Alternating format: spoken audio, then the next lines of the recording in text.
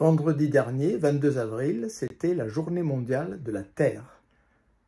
Aucune phrase ne me parut mieux adaptée à cet événement que cette formule du Zarathustra de Nietzsche. La voici.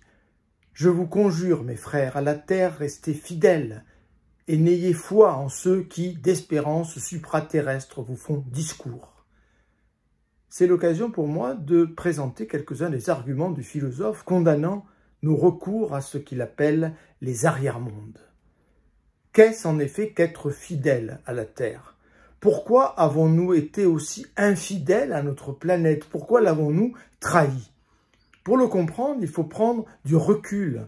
Il faut raisonner, comme Nietzsche a su le faire, à l'échelle des millénaires.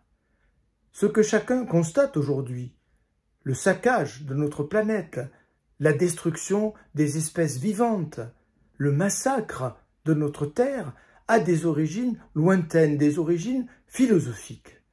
Tout a commencé en Inde, lorsque des prêtres de l'Inde archaïque ont décrété que le monde que nous voyons n'était qu'une illusion, ils parlaient du voile de Maya, et que la véritable réalité se situait dans une autre dimension. Tout a continué avec Platon dans le monde grec. Platon a considéré à son tour que le monde visible, le monde sensible, était une illusion, une ombre, et que la véritable réalité se trouvait dans une autre dimension, dans ce qu'il appelle le monde des idées. Et puis, le christianisme a pris le relais. Le christianisme que Nietzsche nomme finalement un platonisme pour le peuple. C'est en direction du ciel, c'est en direction du royaume de Dieu que nous devons placer nos espérances. Alors, dans ces conditions, qu'importe la terre? Nietzsche appelle arrière-monde toutes ces constructions imaginaires qui ont, au sens large, au sens propre, empoisonné notre planète. Alors aujourd'hui, les religions, les philosophies sont un peu en recul, mais en réalité, des idéologies de substitution ont pris le relais, en rêvant de reconstruire l'homme, de guider ce qu'ils appellent un homme augmenté vers les étoiles.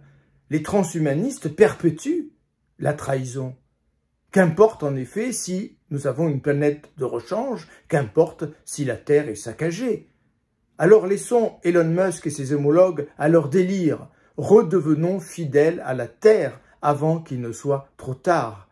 Aimons passionnément la planète qui nous a fait naître. Respectons-la dans toutes ses dimensions. Seule cette fidélité nous permettra de survivre.